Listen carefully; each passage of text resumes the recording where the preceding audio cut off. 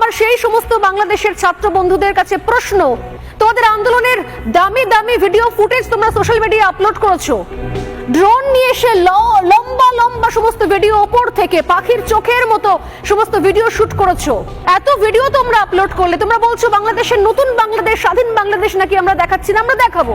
কিন্তু তোমরা আমাকে বলো, চোখে চোখ রেখে আমি তোমাকে এই দেশ থেকে তোমাদেরকে চ্যালেঞ্জ করলাম, যদি ক্ষমতা থাকে, যদি সত্যি তোমাদের মগজ ধোলাই না হয়ে থাকে, যাও, চলে যাও সেই সমস্ত প্রান্তে যেখানে সংখ্যালঘুদের বাড়ি পুড়ছে, তাদের সেখান থেকে বের করে দেওয়া হচ্ছে। যাও, চলে যাও বর্ডারে, সেই সীমান্তগুলোতে যেখানে সবাই সর্বস্ব খুইয়ে বর্ডার টপকাবার জন্য অপেক্ষায় রয়েছেন। যদি সম্ভব হয় তোমাদের ড্রোন ক্যামেরাটা সঙ্গে নিয়ে যেও, ড্রোন ক্যামেরায় সেই সমস্ত ভিডিও ফুটেজ রেকর্ড করো। নতুন দেশ যদি তৈরি করতে হয় তাহলে নতুন ভাবে ভাবতে শিখছো না কেন তোমরা? যে সমস্ত ছাত্ররা আন্দোলন করতে গিয়ে শহীদ হলো তার মধ্যে কোনো হিন্দু ছাত্র ছিল না নাকি?